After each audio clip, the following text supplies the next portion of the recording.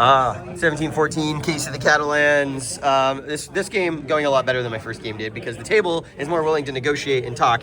It is a game of really politics, but also kind of warfare. The Dutch-British alliance here has taken Paris against the French, and last turn we had an Austrian troop come out of Austria and march all the way through the Holy Roman Empire and jump in there. So they all have 10 points now, which is hilarious. I'm Portugal. I've taken Madrid, and I've also landed in Sardinia. And just this last turn during the French recruitment, one of my quote-unquote friends dropped a Spanish unit there in that victory point hex. So that was fun. And the will to fight. Here's the will to fight. How well France is going to knock out everyone out of the war. Me and the Dutch are closest. All right, we just finished 1714 Case of the Catalans. It was a British victory. We decimated France. We did play a few things wrong that messed with the turn sequence a little bit. It's a really hard game to play right because the rules are a terrible reference and they're terrible at laying out the turn structure appropriately with all the little exceptions. But I think it would probably have been close to this anyways at the end. So France fell. No one got to score their secret objectives. Britain had 17. Austria had 16. Britain had 16. Austria had 14. You had 17 as the Dutch. But unfortunately, the Dutch were no longer at war. They had been negotiated out by the French. And I, as Portugal, had 3, and Savoy had -2. Oh, no, I had 0. Savoy had 0. So there we go. This was a much better play of this game. It's really interesting. It's a game I think I'm going to hang on to and play because if you get the right group, it is actually quite fun diplomatically. And the topic it's just a really interesting mix of stuff. So we finished it. I got the game. I wasn't sure we were going to get the game at the convention, but we got 4 other people to play, and it was a good time. And we come to the end of the convention on Super Bowl Sunday. Every year, the room empties out fairly quickly. Not as many people here this morning. We got a game of close action over here. That's the ocean. That's my observation, and that is the ocean. That's a dice tray. There's the whole ocean. Naval combat. We just obviously finished playing 1714 Case of the Catalans. That was a good time. Glad to get that to the table again. Gonna keep it, hang on to it.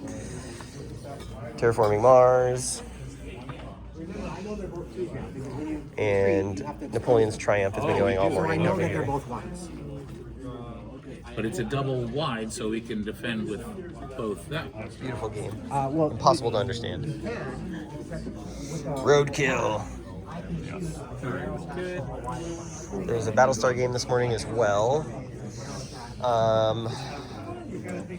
Just some random stuff over here. Koi was going over there. And I don't think there's anything downstairs. I think this is it. We got one final purchases. Got to pick up my stuff from the flea market, and I'm out.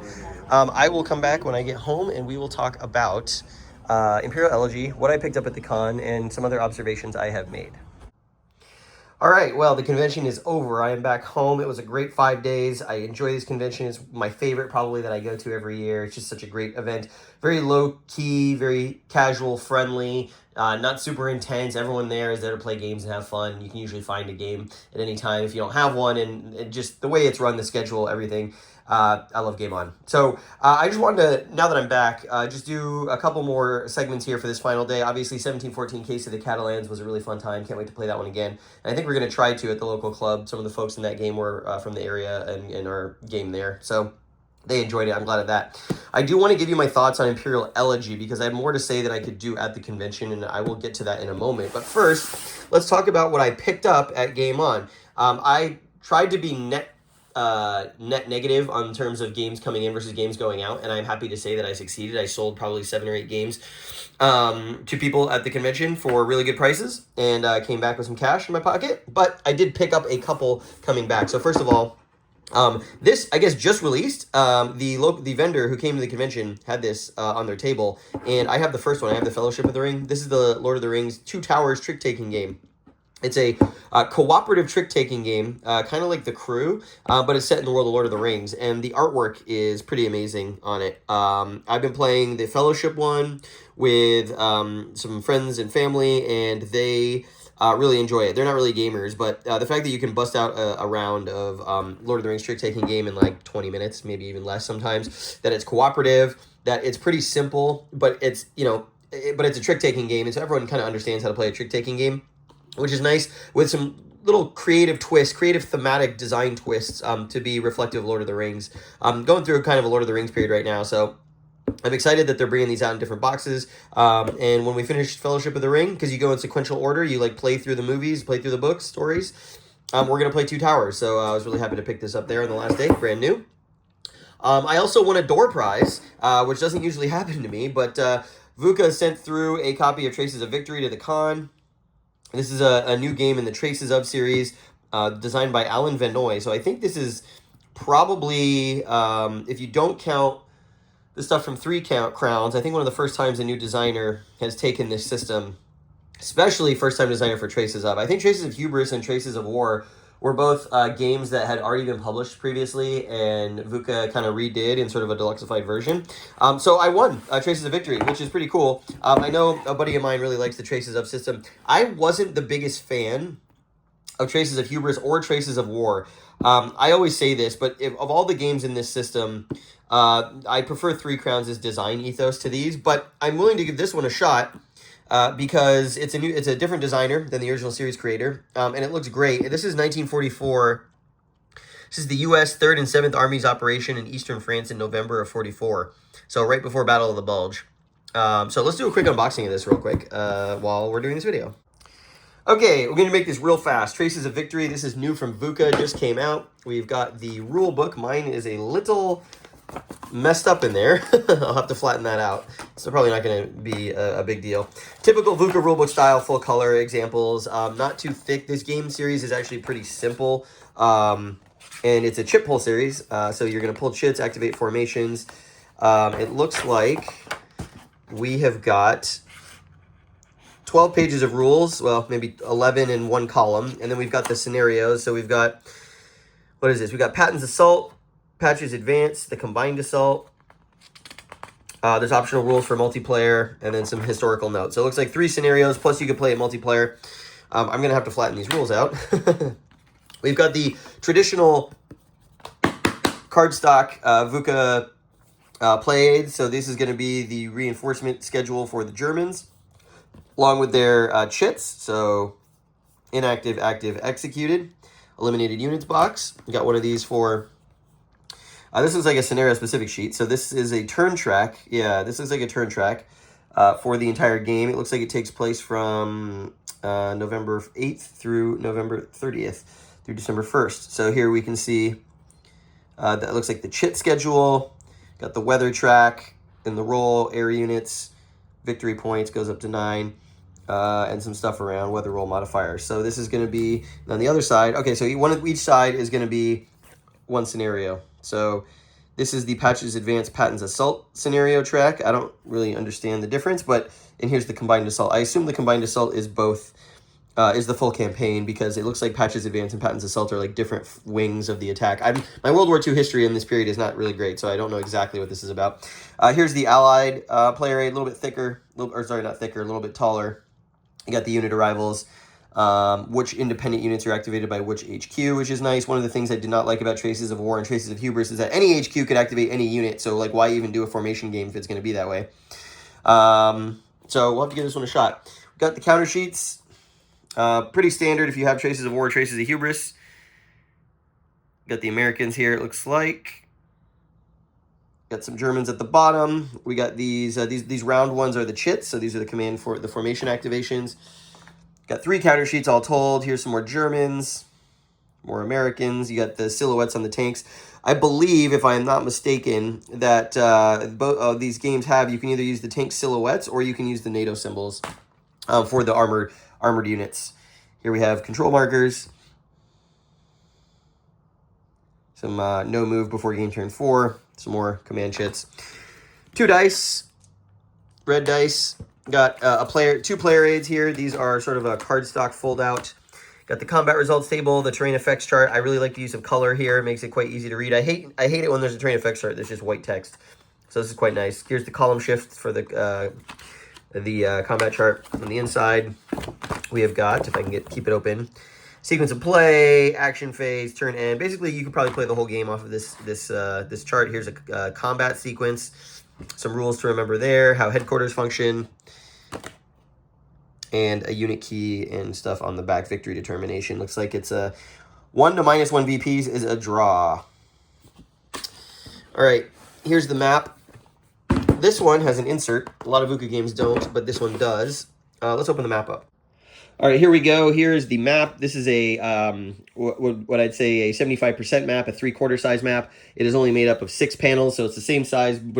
Somewhat it's European size, but it's the same size as Seljuk.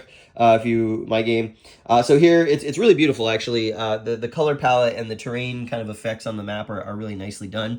Here we see some fortification lines. Here's Saarbrücken. And then yeah, here's like the really rough terrain around Saarbrücken. I've actually driven through Saarbrücken when I was in Europe once, and it's very forested over there. Here's Metz. Here's Nancy, Toul, some of the big cities. Here's Strasbourg, and it looks like the U.S. the U.S. allies are going to be coming up north out of here. The Germans probably going to be trying to defend Strasbourg, I would guess. Have units along this fortification line, perhaps. Yeah, really nice looking map, really high quality. VUCA does a great job. They don't have to, but they backprint the side with a nice design on it, so that's cool.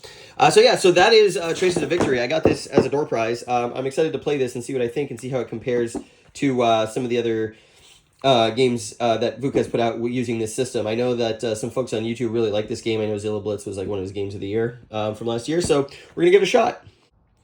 And lastly, the third game that I picked up, I found this in the flea market at the con. It's in perfect condition. This is a game from 2008 that I had no idea existed. It's called Flintlock, Black Powder, Cold Steel, Volume 1. Richard Berg design, Carolina Rebels. So this is a tactical 18th century American Revolution system that I guess Richard Berg was working on, that includes the battles of Camden, Cowpens, Guilford Courthouse, and Hobkirk's Hill. This is from Lock and Load. I have never seen this game before. I've never heard of it before.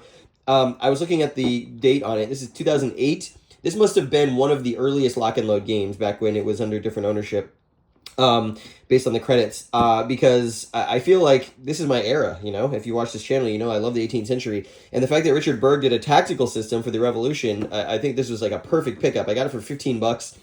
Someone locally was getting rid of it. It's in great condition. It's been punched and clipped, but other than that, it's basically unplayed.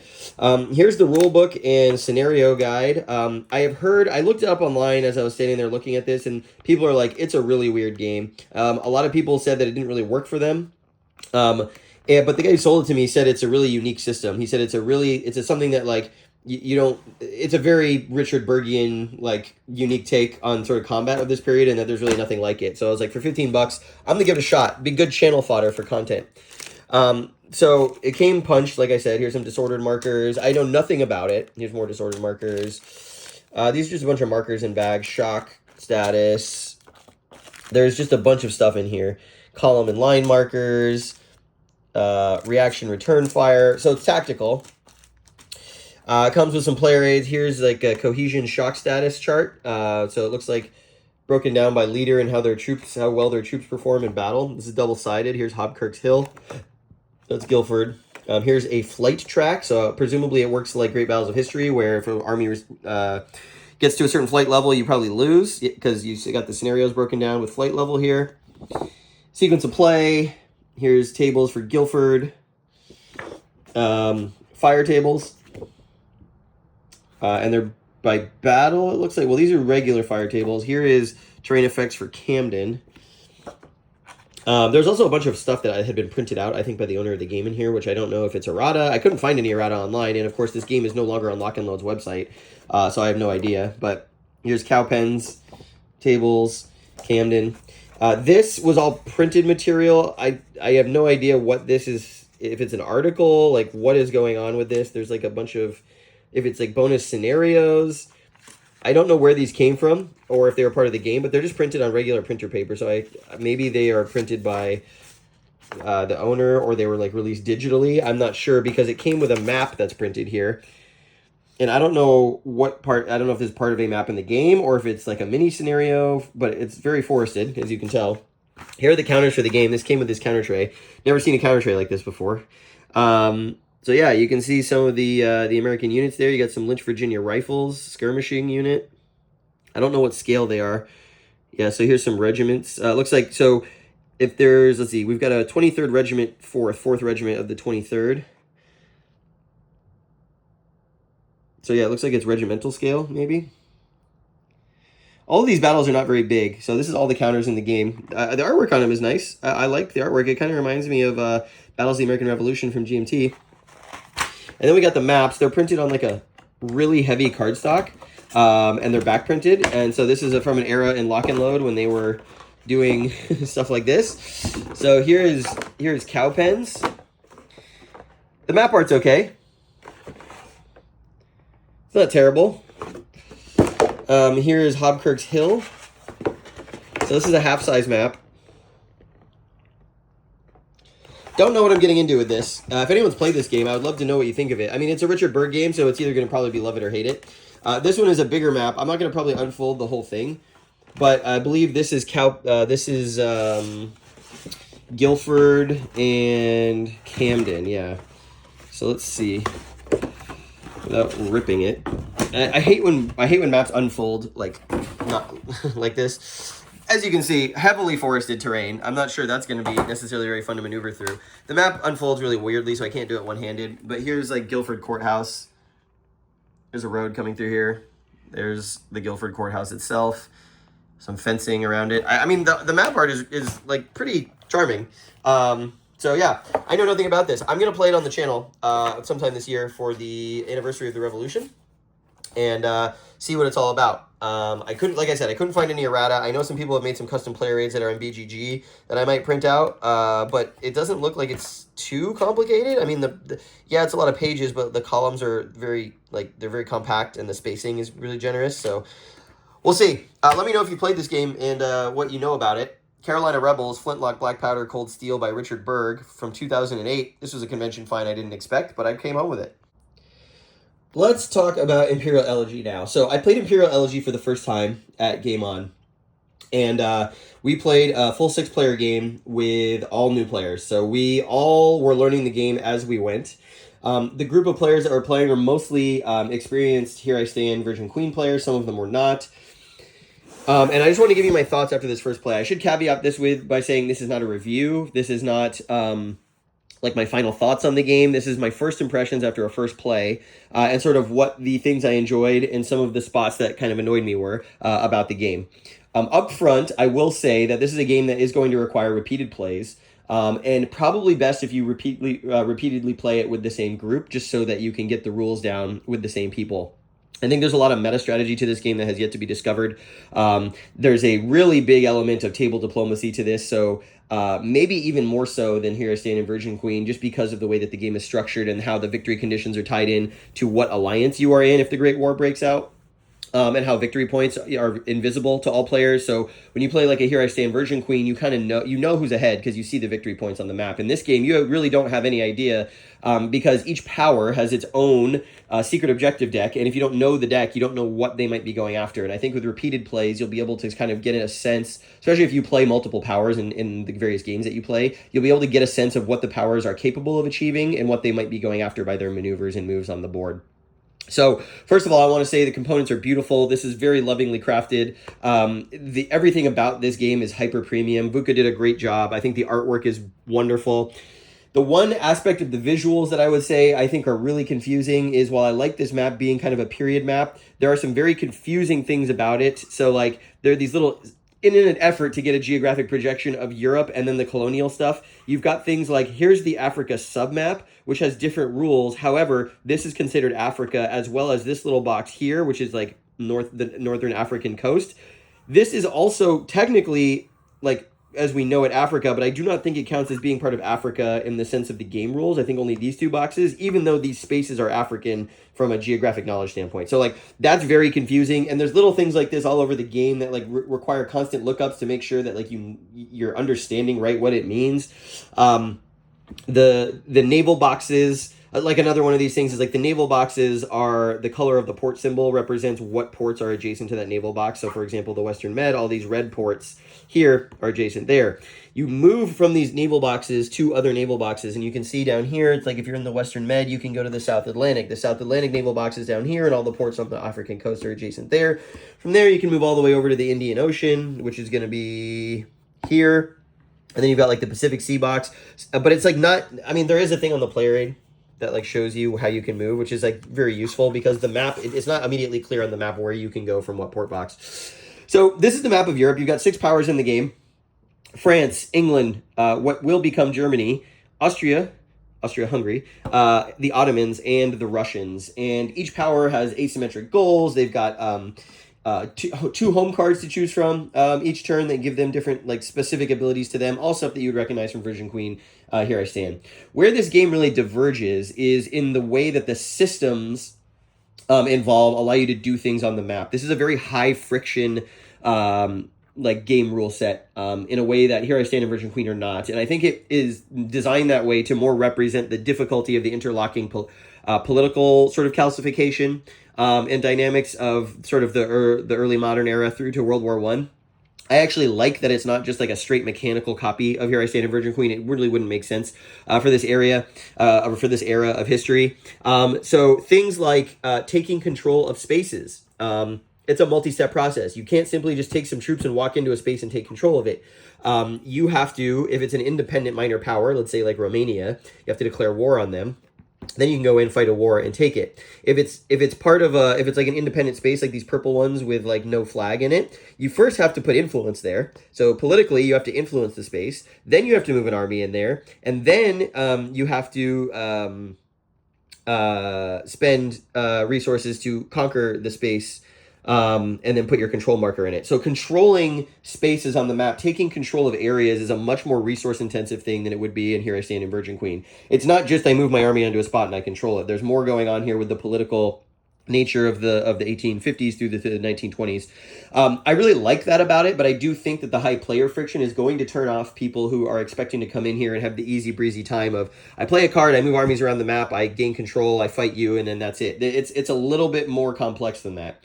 Additionally, minor powers can be allied, and that is different than controlling them. But being an ally gives you certain advantages, like you can use their armies in war.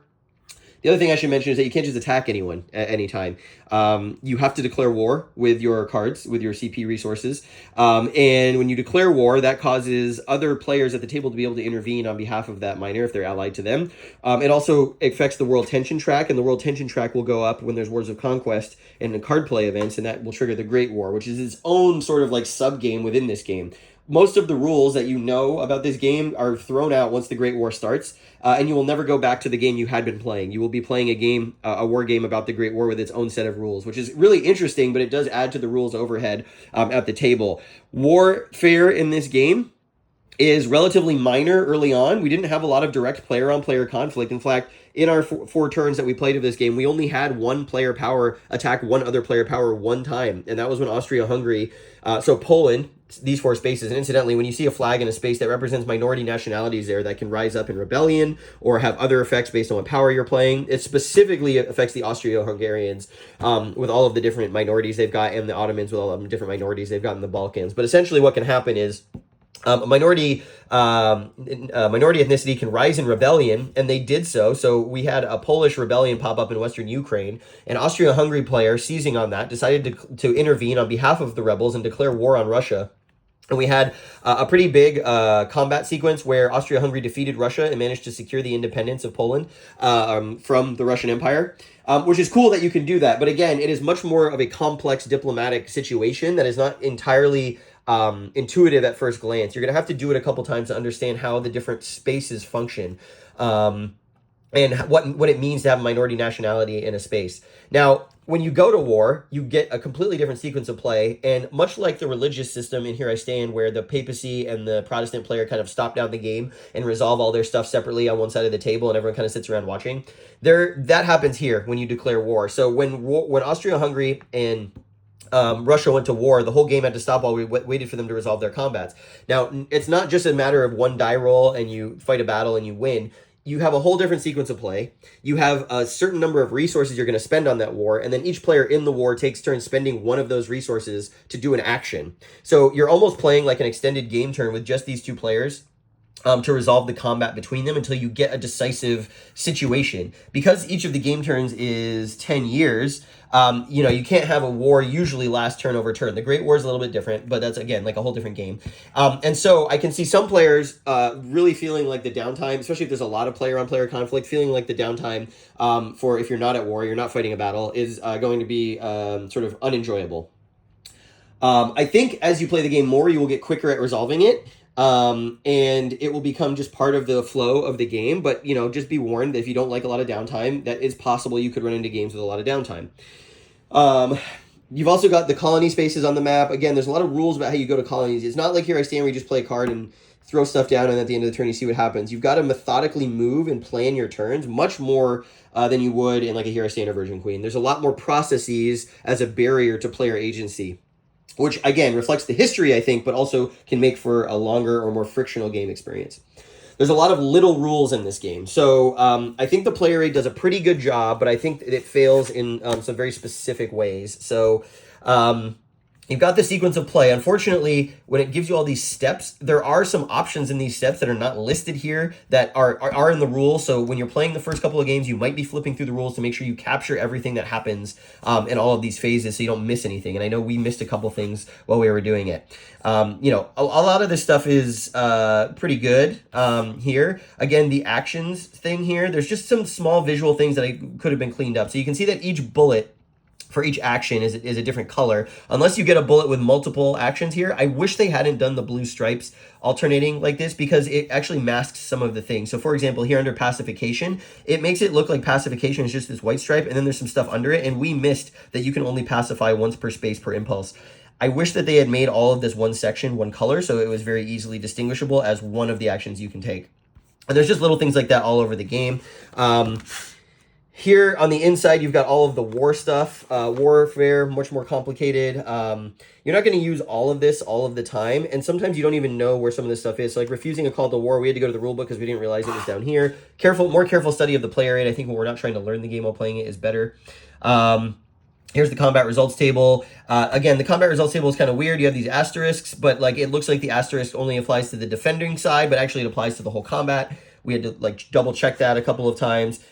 These are really useful for battle. That will speed things up quite a lot. This is all great war stuff. And then here is like all of the rules around Italy. But again, like it's not totally clear necessarily here. We had to go to the rules thinking about the Italy stuff later on. And then there's a couple of other things. Here's the flashpoints.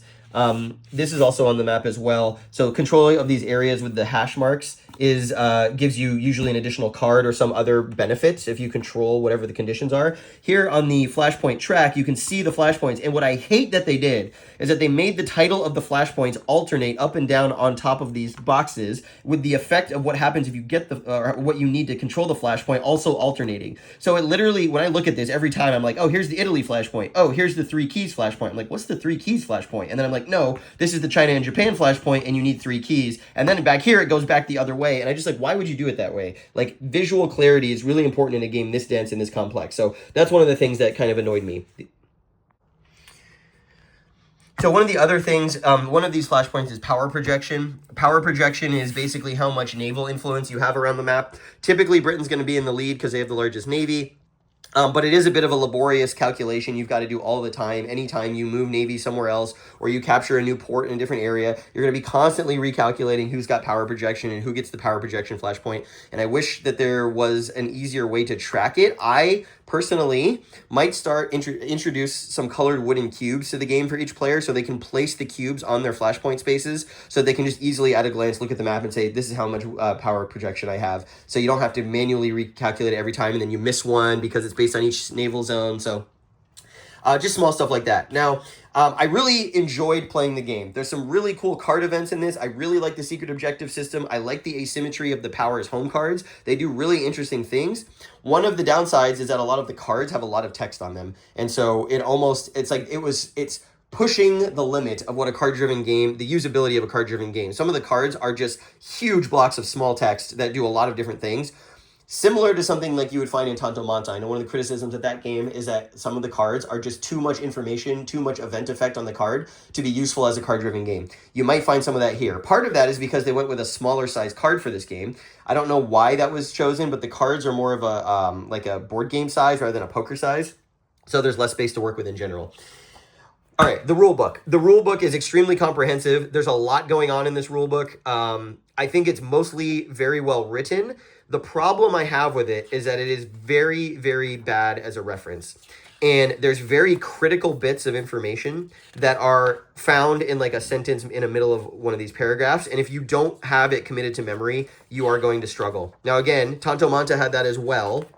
And I don't necessarily fault the game for it. It just makes learning and onboarding very difficult. An example I can give you is, let's see if I can find it. So how does world tension go up? Like as an example, we could remember. Actually, I can't even find it right now. I'm looking for the chart. I know there's a chart in here that will illustrate my point. I remember reading a rule that stability, your national stability goes down when you declare war, but I could not remember what it was. You would think that would be under the declaration of war phase, right? So let's see here. So here's the declaration of war. This is an action. And I'm looking at it, and I'm looking for players cannot declare war. So like here, players cannot declare war if the world tension track is 3 or higher. That's one that I completely forgot about. We didn't actually get to 3, so that didn't matter. But that's just something I'm learning right now as I'm looking at this, or remembering right now that I read that. Okay, so wartime sequence of play. What I'm looking for, see, I'm like struggling right now to find it. See, this is all about like attacking, like what kind of wars you're doing. There's a bunch of different wars. You can do liberation, you can do conquest. Okay, so here, War of Conquest. A War of Conquest automatically increases world tension by 1. Okay, that is there. It's also on this chart here for War of Conquest for tension, but I can't remember seeing it anywhere in the player aid. And I'm going to look now to make sure I'm not mistaken. War aims. Yeah, so it's in this box here for war aims for conquest. That's the only place on here that this, in the player aid, that this is located. But the player aid could have really, really benefited from having just a very general, like, here are all of the things that cause world tension to go down or up. Because all of this information is buried in all the various boxes here, and sometimes you're just like, what does cause world tension to go down? So I wish this had been on the player aid. There's just stuff like that where you're like, I remember this thing vaguely that I read, but I can't find the information anywhere. We couldn't remember whether or not the defending player gets to play a card during the war if war is declared on them. Yeah, and so it's like right here. The only place where it actually says that is under wartime sequence of play, number 1. And so maybe it's just because I was unfamiliar with the game, but I was constantly flipping through the rules to try and find stuff. This is a big game, and there's a lot going on. So this is why I say repeated plays are really going to bring it home to you, like all of these minutia, in the same way that Tanto Manta has the same thing. And I really like Tanto Manta. I think it's a great game. Because there's more friction here, I think it's going to take longer for most people to get into it. That said, I really had a good time with this. I think it's a really compelling and interesting game. The history is really interesting. I immediately wanted to play it again when we were done because I made some mistakes and immediately was like, oh, I can do something different next time and play a much better game. And I think as we were all bumbling through it, we were all kind of impressed with the amount of options that you have. I was worried that this game would be highly scripted, and it's actually the opposite. I think this is a huge sandbox for this period that actually captures the history really well. The card play is really interesting. There's a lot of really bad card effects for specific players in this game, so understanding the deck and what can be done against you will be critical to playing the game well. That also drives a lot of good diplomacy stuff, like, hey, I have this event that's really going to mess you up, let's make a deal. The diplomacy in this game is a lot less structured than in Here I Stand Inversion Queen. The only thing I think that you can actually give other players are card draws from your hand. You're not allowed to loan them other stuff, and I don't think you can cede territory to them. I think actually to take territory from an opponent, you have to go to war. So that does limit the diplomacy somewhat, but you also have this alliance track, and this is going to make people allies or not, and this can go back and forth, and what I really like about it is that other players at the table can affect this alliance track to cause other players to join their alliance even if they don't want to, or cause other players to leave their alliance if they don't want to. So there's a really nice tug of war built into the system that way. Ultimately, I really enjoyed my play of this, even though we didn't finish. I immediately wanted to find another game of it, and I'm going to try and host one here in the next month or two and play to completion. I think there's a lot of really interesting stuff going on in here. I think this is a game that's going to become a convention staple, especially as people get more used to it and they get more used to like the idiosyncrasies of it and the sort of like special rules. I think there's going to be people who create like usable player aids for some of these easy to miss rules. I think there's a lot of the card play is really interesting in this game. There's a lot of really interesting card effects that help like negotiation. I think it's an immense achievement of scope and design despite the sort of little niggles I have with some of the stuff here. And yeah, this is a great game. I could see that as soon as we started playing. I think the idea of making the Great War its own separate thing is really interesting, and you almost get two games in one with the experience. So overall, really enjoyed Imperial Elegy. In the same way that I really enjoyed Tanto Manta when it first came out, and so I think it will be a bigger hit for some people than others. But yeah, this was a real highlight of the convention, getting to play this. Overall, the convention was awesome. I'm really happy with my pickups from the convention. Really excited to explore some of these other games that I got, and I'm really happy that I got a bunch of stuff played at the convention that had been on my to-play list. I really enjoyed my play of Antietam from Worthington, Civil War Brigade Battle Series. I wasn't expecting to like that game so much. Peloponnesian War was a huge surprise to me, so yeah, thanks for watching the coverage of the convention. I will probably be going again next year, and look forward to that, as well as other convention coverage that I go to this year. And I hope you enjoyed this wrap up of GameOn 2026.